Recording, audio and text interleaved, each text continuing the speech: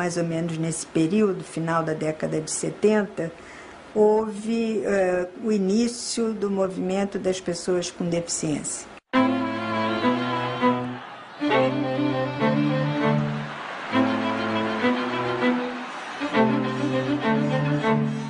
E a partir de 79, começou a aparecer os movimentos de deficientes.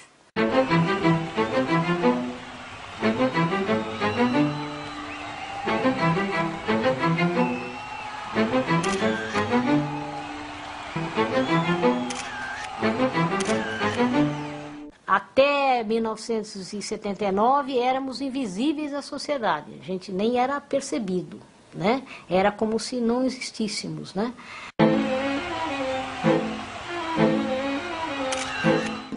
As pessoas até então ainda viviam mais institucionalizadas ou então muito reservadas ao âmbito familiar, né?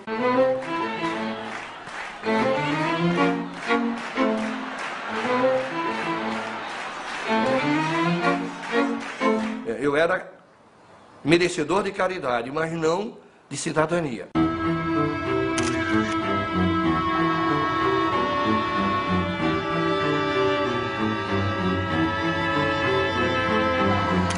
Não era da caridade pública que se deve viver, mas sim de cidadania, de conquista de direito.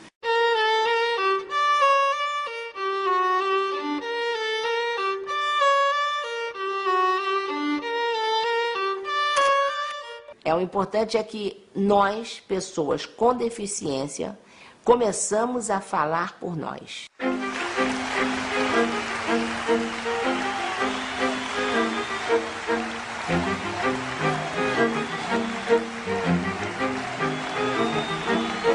Nenhuma deficiência limita a vida. Durante muito tempo, as pessoas com deficiência conhecem a sua história, enquanto coletivo, enquanto grupo, movimento, através de ouvir falar, de narrativas daqueles que vieram antes, daqueles que são companheiros no mesmo momento, e cada um tenta passar de sua maneira para os novos, como foi a história antes.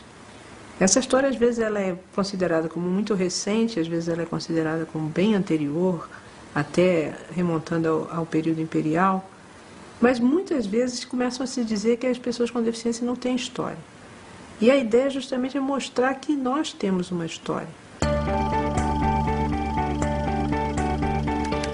História do movimento político das pessoas com deficiência no Brasil.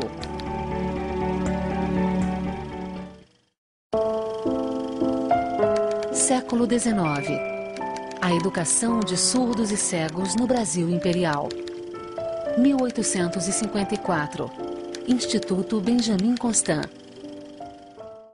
Com a criação do Imperial Instituto dos Meninos Cegos no Brasil, hoje Instituto Benjamin Constant, realmente foi dado início ao processo de inclusão das pessoas com deficiência visual na sociedade. Com a vinda de José Álvares de Azevedo, da França, um brasileiro que estudou em Paris, na escola de Valentanaui, ele trouxe o Braille para o Brasil, apresentado ao imperador, Dom Pedro II. Esse, entusiasmado com o que viu pelo Braille, então criou um instituto e aí deu início a todo o processo de história do protagonismo das pessoas cegas na história da educação de pessoas com deficiência no Brasil, na realidade. Foi de grande importância, né, a criação do Instituto Benjamin Constant, que foi o primeiro instituto de educação especializada para as pessoas, no caso cegas na época, mas foi o primeiro instituto, o primeiro movimento da América do Sul. Então teve muita importância que as pessoas cegas começaram a ter educação formal. Então, eu vejo isso como um marco de reconhecimento, ainda para uma minoria da minoria, da oportunidade ao estudo. Século XIX. A educação de surdos e cegos no Brasil Imperial. 1856. Instituto Nacional de Educação dos Surdos. Antigamente, No período em que o INES foi criado, não tinha no Brasil nada relacionado à educação dos surdos. E a sociedade pensava, via o surdo como doente, deficiente, incapaz de aprender e de desenvolver. O Instituto, na verdade, ele tem um nexo, né, com a política que era praticada no século XVIII e XIX dos grandes institutos de surdos da Europa.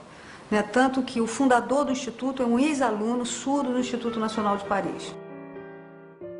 Esse advento das instituições foi realmente um processo de desenvolvimento social mesmo, das sociedades da época, né, que de alguma forma tiravam do âmbito da sociedade tudo que era difícil para a sociedade lidar e transferiam essa responsabilidade para uma instituição.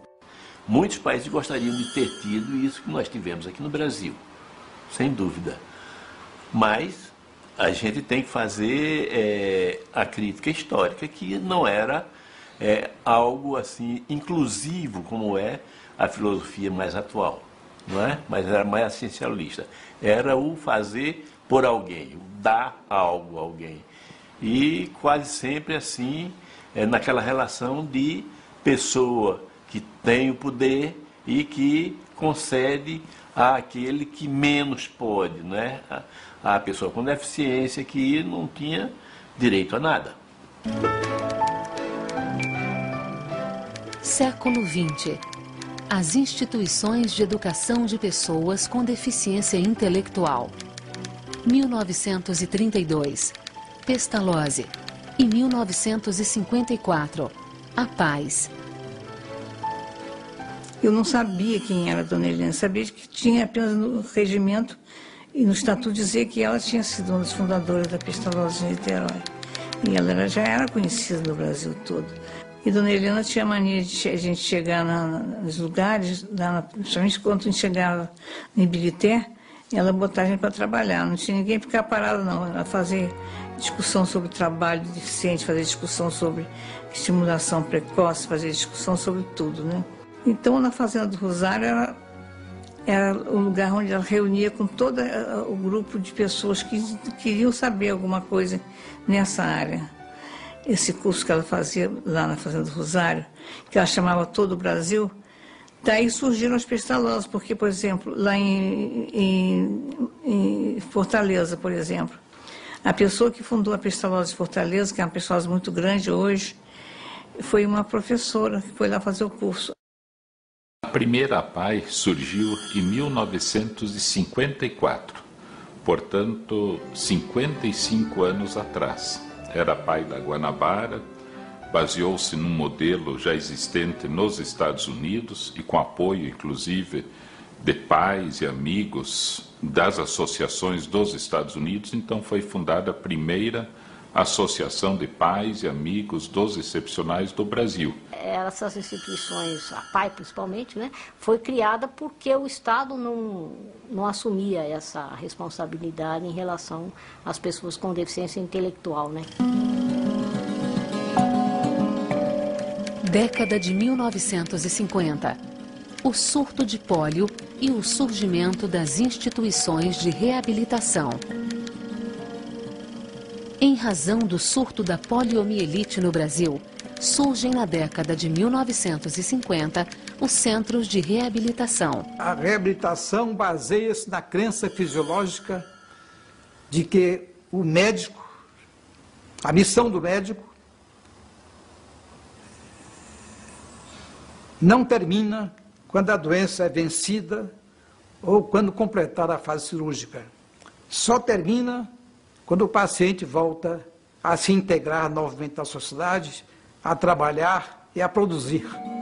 Um exemplo, o Rio e São Paulo funcionaram como espelhos. As pessoas se espelharam nessas duas cidades principais e cuidaram de fundar também as suas instituições de reabilitação. Nós tivemos um grande desenvolvimento da reabilitação nesse período, mas sob o ponto de vista médico, né? eram os profissionais da área médica e paramédica que tinham o poder no sentido de decidir sobre o que era melhor para as pessoas com deficiência, e todo o programa era estabelecido por esses profissionais. Qual era a filosofia da época? Escamotear a deficiência. Então as pessoas tinham quase que obrigação de ficar de pé.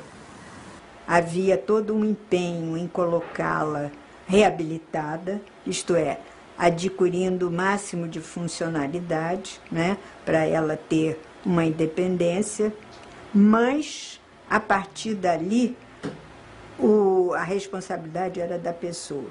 Quer dizer, até os portões dos centros de reabilitação ela era cuidada. Depois a coisa era por conta dela mesma. Década de 1970. Organizações de e para pessoas com deficiência. E a partir de 79 começou a aparecer os movimentos de deficientes, né? E a gente diferencia as entidades para deficientes e entidades de deficientes, né? O para deficiência é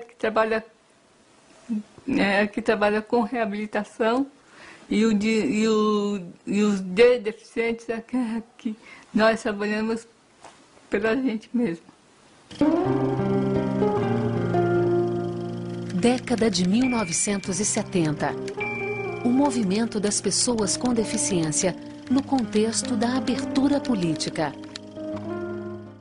Eu entendo o movimento a partir mesmo do final de 79, 80, né? Quando, junto com o restante da população brasileira, alguns segmentos começaram a se organizar, né? Como as mulheres, negros, homossexuais, né? E aí as pessoas com deficiência também. Mas gozado que os deficientes, movimentos dos deficientes, na literatura sobre os movimentos sociais, é o etc., né? E eu acho que todo esse movimento de mudança nessa área, em termos nacionais, eu acho que coincidiu com as mudanças políticas da época, né? Onde o país estava se redemocratizando, tentando sair de um período de ditadura. Então, a nossa voz, que foi muito representativa, eu acho que foi um acontecimento muito importante aqui no Brasil. Tanto é que a nossa organização, ela se aprofunda a partir da própria abertura política. Que aí nós começamos a interagir com os outros próprios movimentos que foram surgindo. Isso nos possibilitou nos percebermos como cidadão. E a relação entre a luta geral pela democracia, a luta pelos direitos humanos e a atuação das pessoas com deficiência, participando, deixando a situação de isolamento, deixando uma situação de apatia e se revoltando contra barreiras de atitude, barreiras físicas, barreiras que no fundo sempre existiram e sempre violaram os preceitos da Constituição brasileira, das constituições, da própria ideia de democracia que sempre proclama a igualdade de todos. 1979. A Coalizão Pró-Federação Nacional de Entidades de Pessoas Deficientes. A coalizão foi criada com o objetivo de organizar o movimento representativo das pessoas com deficiência em nível nacional, né? Até então você tinha associações isoladas pelo Brasil, as áreas não se comunicavam, era criar uma estrutura sistêmica mesmo para o movimento de luta das pessoas com deficiência. 1980. Primeiro Encontro Nacional de Entidades de Pessoas Deficientes em Brasília. Os grupos, você vê, a gente se organizou nacionalmente, nós fizemos um encontro nacional em 1980, né, na base da carta, era carta postal que ia de um lado para o outro, telefonema, que às vezes a ligação caía no meio que você estava conversando, né? A gente não tinha comunicação com as capitais. E, no entanto, depois, quando a gente se reuniu em Brasília, a gente viu que, sem nos comunicar, estávamos, tempos atrás, né, quer dizer, 78, 79, 80, nós estávamos defendendo as mesmas ideias, os mesmos ideais. Isso significa que não é uma mera coincidência. Significa que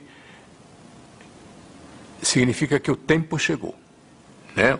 O devido tempo chegou.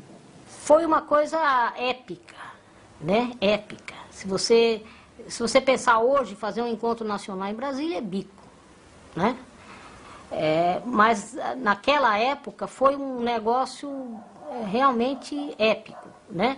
Porque as pessoas, para chegar a Brasília, né? Nós fomos com aquele ônibus da Maria de Lourdes Guarda, 19 horas de viagem, né? Coisa que eu nem acredito, acho que isso aconteceu, sei lá, com outra pessoa, enfim. Então nós chegamos lá mortos, né? Mortos. Era uma minoria que poderia ir para um hotel, não é? A grande maioria ia para quartel, não é? Para os quartéis. O Exército Brasileiro colaborou grandemente nisso aí, né? Quartéis, Corpo de Bombeiro auxiliou muito, e em escolas, quer públicas, né? Quer algumas escolas privadas também, que acolhiam, sem contar com muitas residências também, né? Só que aí as acomodações eram, de certo modo, incríveis, né? Porque não atendia de maneira nenhuma a necessidade mínima. Era ruim até para soldado mesmo, que é forte e é jovem, né? E foi uma pessoa com deficiência muito pior. Sempre que tinha algum congresso ou encontro, nós, surdos, chegávamos e encontrávamos várias outras deficiências. Ficávamos surpresos em ver várias outras deficiências que também tinham reivindicações.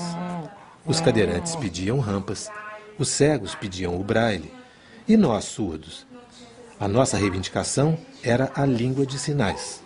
Havia questões políticas, não partidárias, mas políticas a serem resolvidas, havia questões práticas, havia questões filosóficas, né?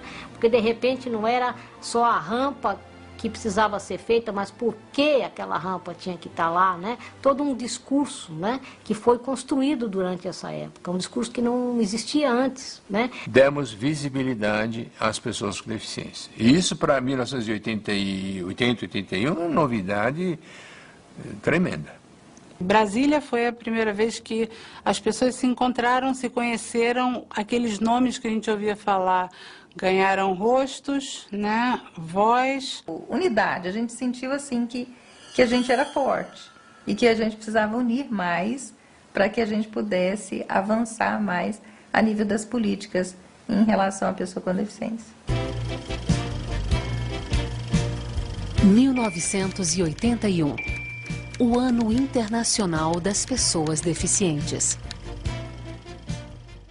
Quando a ONU decretou em 76 que 81 seria o Ano Internacional das Pessoas Deficientes, foi pela primeira vez no mundo, na história da pessoa com deficiência, que a pessoa que até então as pessoas com deficiência eram chamadas de os deficientes, ou os inválidos, os incapacitados, né, os deficientes, foi a ONU que introduziu a palavra pessoa.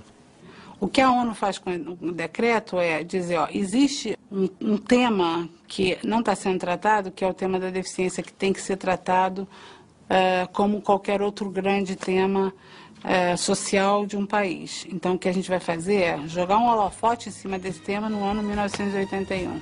No mundo todo, o Ano Internacional deu um impulso estúpido à área da deficiência. Antes e depois, né? Não tem dúvida sobre isso. Mesmo nos países desenvolvidos, isso aconteceu dessa maneira. Em 1980, por recomendação da ONU, o governo brasileiro criou a Comissão Nacional do Ano Internacional das Pessoas Deficientes. Tinha a Comissão Nacional, uma das grandes brigas nossas também foi a da tal Comissão Nacional do Ano de Apoio e Estímulo ao Ano Internacional, né, que foi composta por um monte de gente que não tinha nada a ver com a deficiência, né, e o movimento de pessoas com deficiência já organizado nacionalmente, né, depois do encontro de Brasília, do encontro de Recife, né, nós botamos a boca no trombone mesmo, nós escrevemos cartas aos jornais, escrevemos para o presidente, para os deputados, fizemos o diabo, né, para nos insurgir contra isso, né. Aí foi nomeado um representante dos deficientes, José Gomes Blanco, do Rio de Janeiro, né, foi feita essa concessão, né.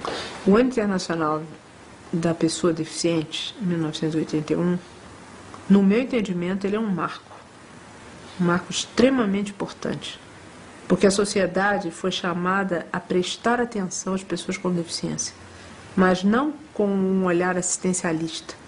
Teve que perceber a autonomia das pessoas com deficiência. Teve que valorizá-las como atores sociais. 1981. Primeiro Congresso Brasileiro de Pessoas Deficientes e segundo Encontro Nacional de Entidades de Pessoas Deficientes, Recife. Depois do Encontro Nacional, teve o encontro também em Recife, um outro encontro em Recife, nacional também, que também foi muito importante para a história do movimento. Os meninos que organizaram o Messias, entre eles e Manuel, eles tinham pouca estrutura. Nossa, foi um milagre eles conseguirem organizar aquele encontro, que foi um mega encontro, numa época que a acessibilidade não era uma palavra que existia. Então, eu não me lembro de ter havido nenhum nível de competição entre as áreas no Encontro de Brasília. Já em Recife, tudo começa a ser questionado. Eu me lembro muito bem em Recife da discussão da paridade entre as áreas, etc, etc. Brigando pelas nossas especificidades, o que é que cego precisa ter, o que é que surdo precisa ter, o que é que deficiente físico precisa ter. Os mentais iam representados pelos seus pais, mas já com um grupo de pais com outra percepção. Mas veja, nós começamos dentro de nós a nossa luta por firmação pelos espaços próprios, específicos. Isso foi muito bonito. A gente tomando consciência de nós próprios, por nós mesmos. 1983. Terceiro Encontro Nacional de Entidades de Pessoas Deficientes. São Bernardo do Campo. O que importa é que depois foi marcado para São Bernardo do Campo, em São Paulo, um próximo encontro nacional, não é? De entidades e lideranças e tal. Não deu certo, porque os personalismos existem. Ainda havia aquela questão de que a minha área é mais importante que a tua, a minha deficiência é mais importante que a tua, a minha tem uma incidência maior do que a tua. Sempre aquela diferença entre as áreas de deficiência. Então isso aí levou a uma dissolução dessa tentativa de movimento. Rachou porque a questão passou a ser o poder da coalizão. Como é que vai ser esse poder? Esse poder vai ser de quem? Quem vai ser? Como é que ele vai acontecer? A luta pelo poder, né?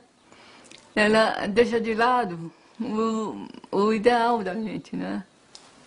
O ideal da gente não é o poder, é outra coisa.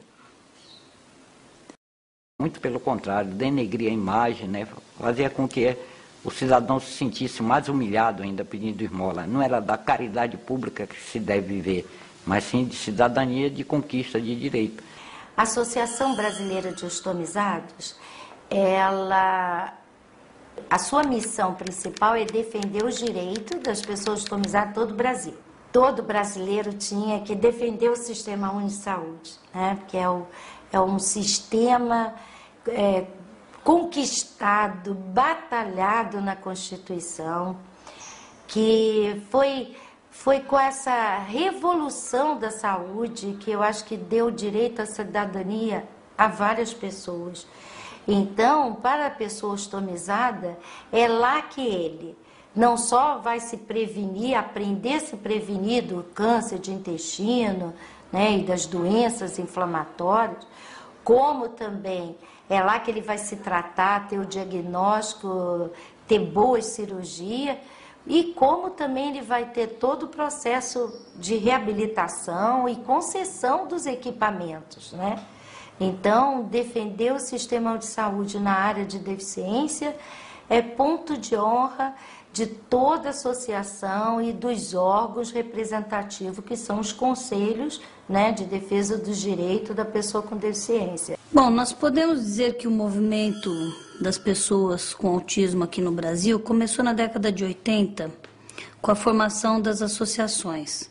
Então, a primeira associação começou em 1983, foi a AMA, Associação de Amigos do Autista de São Paulo, e as associações começaram porque não tinha nada, nem se sabia o que era autismo.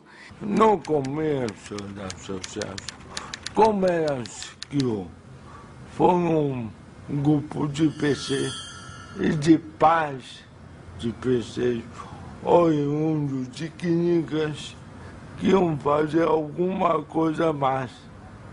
E se criou a associação. 1987 e 1988. Assembleia Nacional Constituinte. E chega a 86, onde começa-se a discutir a questão da Constituição Federal. Os políticos estavam redigindo a Constituição brasileira e tinha e eles abriram uma brecha para a sociedade em geral, né, mandar sugestões, né.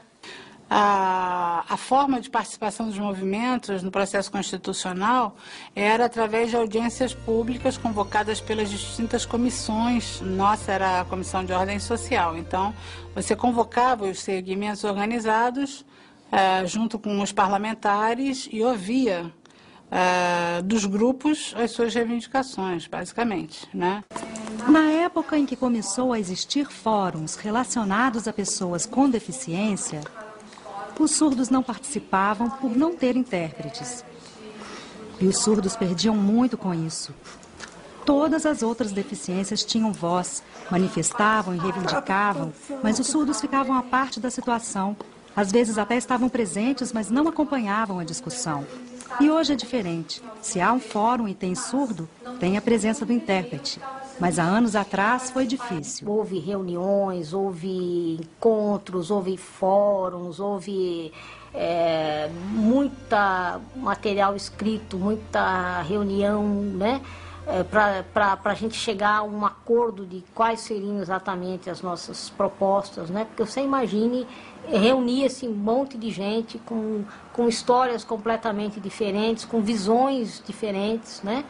Porque as organizações, como eu te falei, tinham um objetivo, mas a maneira de atingir era diferente, né? E é uma coisa interessante, porque as pessoas imaginam, né, que, primeiro, as pessoas deficientes são todas iguais, né? Há gente que acha que a gente mora tudo junto em algum lugar, né? Ou então a gente pessoalmente levava nos gabinetes mesmo, dos constituintes, para que eles pudessem estar fazendo acontecer aquelas leis, né?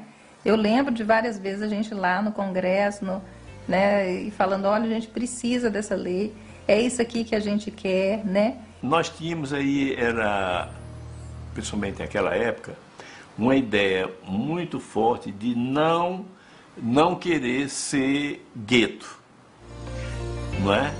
E o que é que aconteceu? A gente apresentou aquelas propostas que eram, como disse, em áreas... saúde, educação, trabalho, lazer, esportes, etc.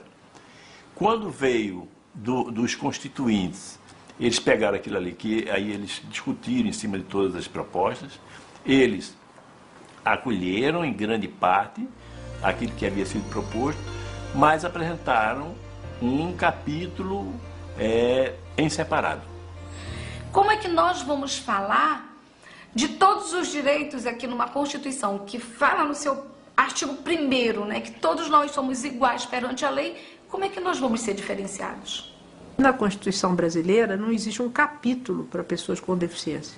O conteúdo relativo a pessoas com deficiência está distribuído nos vários títulos e capítulos da nossa Constituição. E isso, para nós, foi a grande vitória. Nós estamos considerados na questão da educação, na questão do trabalho, na questão da saúde, em todos os capítulos. Nós garantimos os nossos direitos. 1986. A criação da CORDE, Coordenadoria Nacional para a Integração da Pessoa Portadora de Deficiência. Ela foi criada na Presidência da República porque ela tinha que ter um papel de coordenação interministerial.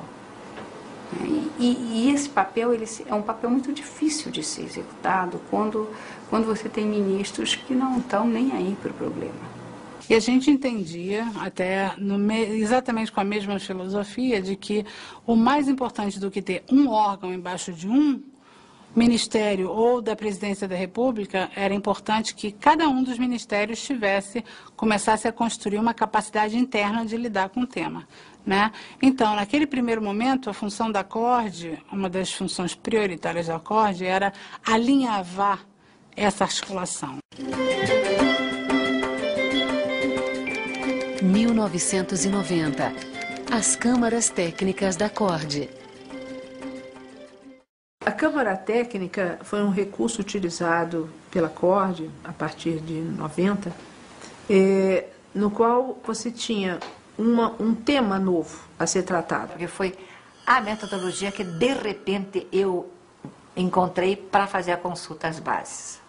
Mas o objetivo era encontrar as aspirações, as reivindicações dos segmentos através dos seus representantes legitimamente constituídos. A CORDE não induzia, a CORDE não participava, eram apenas ele, o coordenador da metodologia, né? E mais um assessor para coletar dados, e saía então, dentro dessa metodologia, as colocações de cada participante. Não era trabalho de grupo, onde um grupo representava. Cada pessoa tinha que dar a sua contribuição, cada participante. Depois se julgava as coincidências do que foi colocado, até se elaborar um documento que resumia as colocações, e depois então o documento final, que era aprovado pelo grupo e que serviria então para encaminhar para o setor mais responsável para a execução daquela proposta dentro das políticas setoriais. Esse foi um momento fantástico que a CORDE propiciou a todas as pessoas com deficiência, porque ela unia todos os movimentos, todas as representações nacionais, e a partir do conhecimento técnico deles e a partir das nossas vidas, nós fomos capazes de elaborar talvez as melhores leis desse país. 1999. A criação do Conselho Nacional dos Direitos da Pessoa Portadora de Deficiência, CONADE. E o Conselho foi criado pensando numa representatividade legítima da sociedade civil e na participação dessa sociedade civil nas discussões e nas propostas da CORDE para a política. Criei um Conselho Consultivo da CORDE porque eu não poderia juridicamente criar um conselho deliberativo dentro da Presidência da República. Isso foi alvo de muitas críticas. Mas a gente achava que a CORDE, naquele momento, tinha o seu papel importante, mas tinha que haver um conselho só de portador de deficiência para ele começar a discutir ele, e não a CORDE, não o governo, discutindo o que é que a gente queria. Precisava inverter o papel. Era nós discutirmos o que nós queríamos e levar para a CORDE. até que houve essa separação e criado o CONAD. E o Conselho Consultivo da CORD acabou dando origem ao CONAD. 10 anos depois, praticamente. Surgiu o CONAD com toda essa conotação de organização que realmente luta pelos direitos das pessoas com deficiência como um todo, mas sem que cada uma esqueça as suas especificidades, os seus problemas, as suas particularidades. A importância dos conselhos é fundamental. Que o elo de ligação entre a sociedade civil e o poder público. Hoje, depois da Constituição, todos os conselhos têm que ser paritários. Metade governo, metade sociedade civil, através de suas ONGs, entidades. E a gente discute tudo que envolve a pessoa com deficiência a nível municipal, estadual, e temos o CONAD, que é um ponto de destaque que discute toda a política nacional da pessoa com deficiência. E os conselhos são esse instrumento, é o controle social exercido pelos segmentos diversos da sociedade. Nessa perspectiva filosófica, conceitual, não tenho dúvida nenhuma que os conselhos são um instrumento legal. Mas legal no sentido de bons. Quanto à sua eficácia e eficiência, eu tenho dúvidas. Eu acho que, teoricamente, eles são bons, sabe? Bons mesmo, teoricamente. Por que eu digo teoricamente? É porque, na prática, isso nem sempre acontece, não é? E aí não acontece por dois motivos. Procuro fazer uma análise isenta. Por governos que não estão assumindo muito esse segmento como sendo uma prioridade para o seu plano de governo. E, por outro lado, por falha do próprio movimento local, sabe?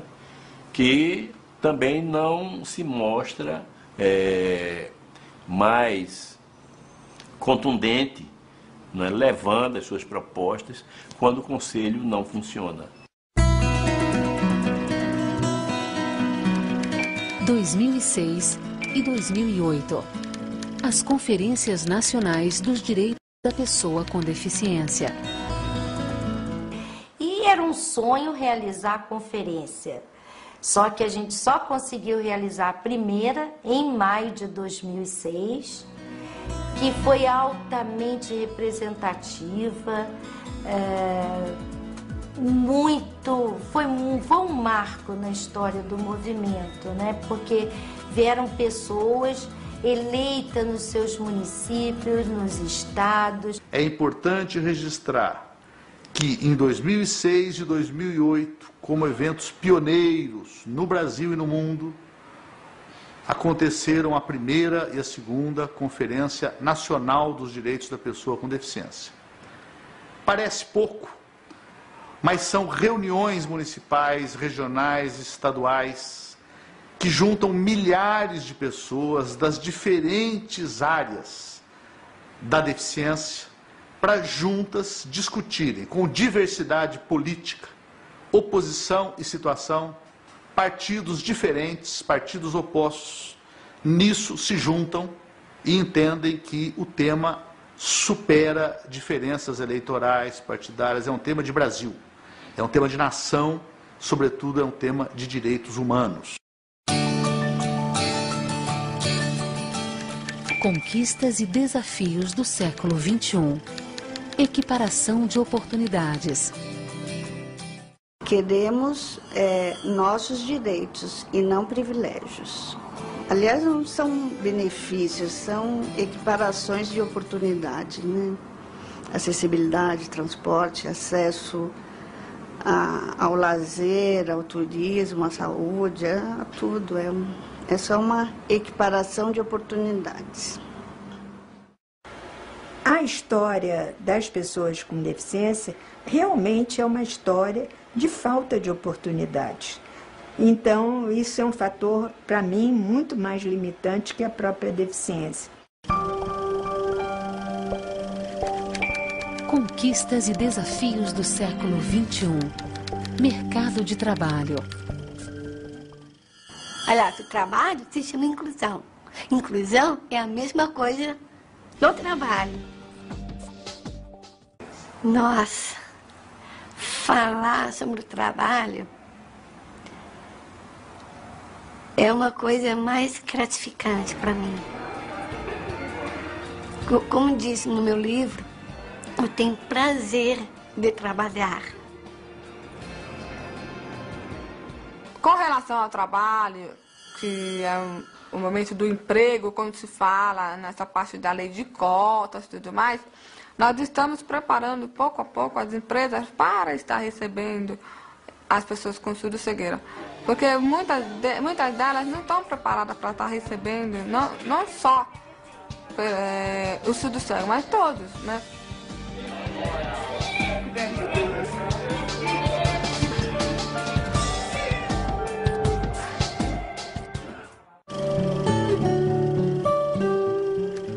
Conquistas e desafios do século XXI.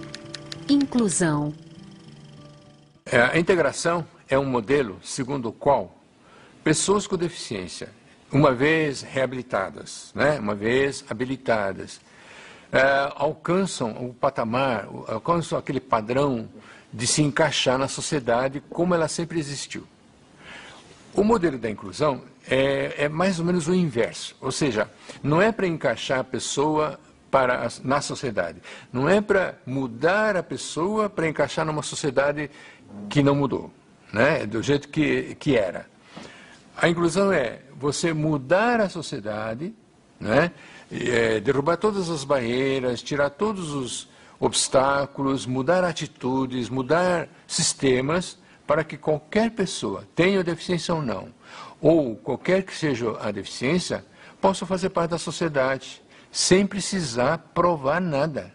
O conceito de inclusão e o conceito de desenvolvimento inclusivo surgem já com uma evolução do que a gente chama o modelo médico para o modelo social. Para entender a diferença entre o modelo médico e o modelo social, que na verdade a Convenção da ONU é criada com base nesse modelo social da deficiência, a diferença eu vou contar através de uma imagenzinha que eu sempre trabalho, que eu acho que facilita, que é o seguinte: se você tem, por exemplo, um cadeirante em frente a uma escada e lá em cima tem a urna de votação, tá?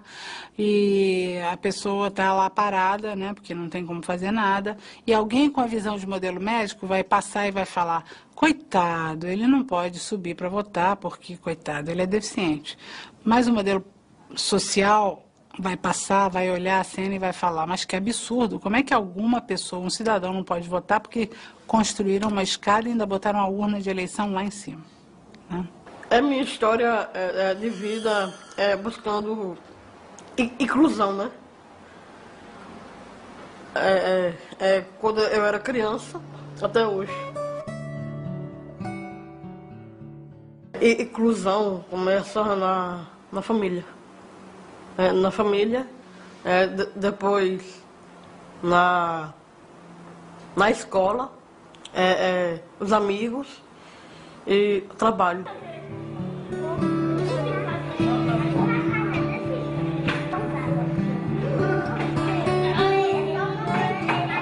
Não podemos ser rejeitados, assim, ou discriminados, né? Pode, porque é lei. É lei que não permite isso. O ideal é isso, é que as pessoas sejam incluídas na totalidade, sem obrigação, sem ter que impor nada, sem que brigar, entrar com ação. Conquistas e desafios do século XXI. Acessibilidade. O que é acessibilidade? Acessibilidade a logradouros, acessibilidade ao trabalho, à educação, à saúde, acessibilidade ao lazer. Isso tudo ainda não é reconhecido plenamente. As barreiras que existem não são só arquitetônicas, existem as barreiras atitudinais, os preconceitos, as discriminações. A meu costuma falar que a minha deficiência aumenta e diminui de acordo com o meio ambiente que eu estou.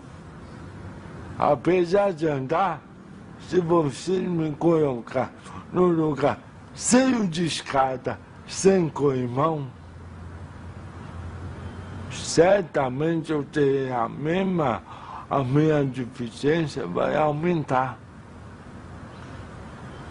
Mas se me botar num lugar cheio de rampas, de fácil acesso, com condição acessível, a minha deficiência cai.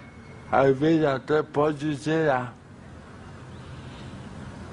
Então, não é eu só sou deficiente, o meio ambiente também é. Conquistas e desafios do século XXI. Libras.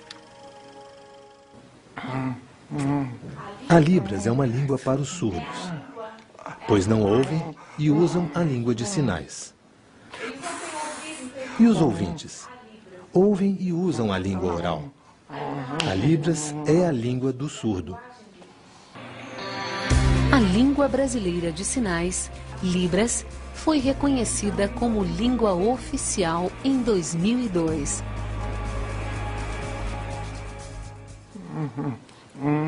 O usuário da língua de sinais é o surdo. O intérprete vai apenas mediar a informação entre as duas línguas, recebê-la em uma língua e passar para a outra. Mas foi o surdo quem lutou pela Libras, e o intérprete apenas coloca voz naquela opinião do surdo. Mas a luta pela Libras é do surdo. Conquistas e desafios do século XXI. Livros em braille. Sem livros, o pai do próprio Luiz Braille disse, o cego não pode ser educado. Então nós todos desejávamos os livros, porque os videntes tinham os livros para estudar. E por que nós não podíamos ter também pelo menos um número de livros suficiente para nós conhecermos a nossa língua, falar corretamente, usar corretamente? Por isso que nós queríamos uma imprensa, nós queríamos livros. Sem livros, como que era possível estudar? E escorregou para dentro da água. Ao descobrir quem o chamava, quase oculto pela alta vegetação. Conquistas e desafios do século XXI. Vida independente. Eu visitei pela primeira vez um centro de vida independente em Virgínia e fiquei 1 hora, 2 horas conversando com a equipe, mas deu para captar completamente o que era a proposta daquele espaço, né? Que me impactou muito. E a gente voltou e começou a se reunir com as pessoas naquela época da Adferge ainda, Lília, Sheila, Celso, Zé Carlos, enfim, o pessoal do Rio. E nós estruturamos o CVI Rio em torno desses princípios. Primeiro, considerar a pessoa antes da deficiência, porque geralmente o teu olhar primeiro é para a deficiência e não só para a deficiência, com todas as representações que as pessoas já fazem em relação à deficiência. E a característica do CVI era muito menos entidade reivindicatória, embora com ativismo muito grande, mas as pessoas com deficiência começando a prestar serviços técnicos para outras pessoas como elas. E o movimento de vida independente vem dizer o quê? Por mais que aquela pessoa seja uma pessoa que precise de um apoio, que precise de uma outra pessoa para cuidar dela, ela tem a capacidade de fazer as suas escolhas. Então, desde cedo, o CVI começou a fazer seminários de capacitação anualmente. E daí, em provavelmente 3, 4 anos, saiu de um centro de vida independente no Rio para 20 centros de vida independente em todo o país. Conquistas e desafios do século XXI. A Convenção sobre os Direitos das Pessoas com Deficiência. O Brasil teve recentemente a experiência de ver o Estado brasileiro reconhecendo, junto com outros no mundo, uma das coisas mais importantes desse novo século XXI, que é a Convenção sobre os Direitos das Pessoas com Deficiência, aprovada em dezembro de 2006 na ONU. E que o eixo central da Convenção, um dos pilares fundamentais, é a questão dos direitos humanos. E houve representação de 192 países, com uma representação das pessoas com deficiência. E essa convenção foi aprovada e promulgada pelo Brasil no ano passado. O governo brasileiro assinou no dia da abertura das assinaturas, em 30 de março de 2007, a convenção. No dia 9 de julho, através do decreto 9 de julho de 2008, o decreto legislativo 186, o Senado Federal promulgou a Convenção sobre os Direitos das Pessoas com Deficiência com um nível de emenda constitucional. A Convenção da ONU foi aprovada por 3/5 dos deputados federais em 2 votações e por 3/5 dos senadores em 2 votações também, que são as exigências para que uma matéria seja aprovada com status, né, de emenda constitucional. Então, a convenção traz um fôlego novo, uma autoestima para o movimento e para as pessoas, uma possibilidade nova, muito poderosa, porque ela vem realmente de cima, do nível mais alto internacional. Perspectivas. Houve uma mudança na maneira como a sociedade vê as pessoas com deficiência. Ainda existe preconceito? Existe. Ainda existe discriminação? Existe. Ainda as pessoas com deficiência são meio invisíveis na sociedade? Ainda é. O movimento não é reconhecido como tal, faz parte da etc. A academia desconhece o movimento, é verdade também. Mas se você comparar a realidade de hoje com a realidade de 1979, 80, né, é muito diferente. É muito diferente. Eu digo que nunca está bom. Sempre tem que ir bom. Mas temos que admitir que houve essa evolução. Propriamente eu agora aqui dando um depoimento, é uma evolução das pessoas assistirem a esses depoimentos, se interessar. É uma evolução cultural. E esse é o maior de todos, é a evolução cultural. Aí é o passo para acabar a discriminação. A igualdade tão sonhada é através de... Mas o ideal seria que não existisse movimento de pessoas com deficiência. O ideal seria que a sociedade fosse um movimento único em favor de todas as pessoas. O resgate não é apenas para que nós tenhamos memória. É a memória que vai fortalecer os passos que nós temos que dar adiante. Mas nós estamos num momento de precisar de pessoas que possam continuar a luta de outros companheiros como eu, né, buscando sempre aquele ideal de ser cidadão, né, sem nenhum adjetivo, mas somente cidadão, dono do seu caminhar e exercendo o seu direito, os seus deveres como todo cidadão. Essa é a esperança e eu acho que o mote que fica aí ainda para a gente, que estamos aqui bolindo e agitando, e para aqueles que virão consolidar esse caminhar. Deixaria isso aí como o meu modo de ver o futuro.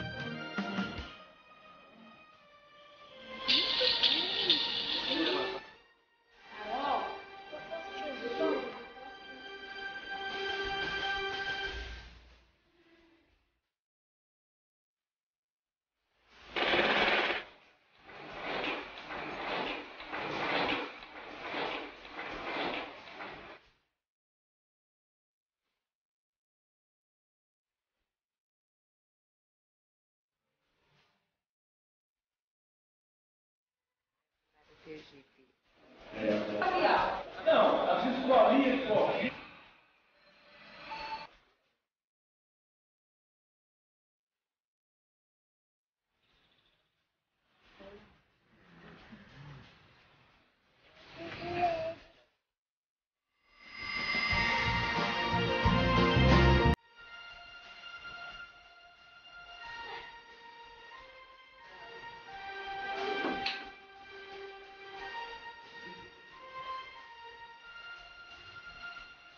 RJ, boa noite. Das voltas. O que você deseja? R, qual a letra C? Carta.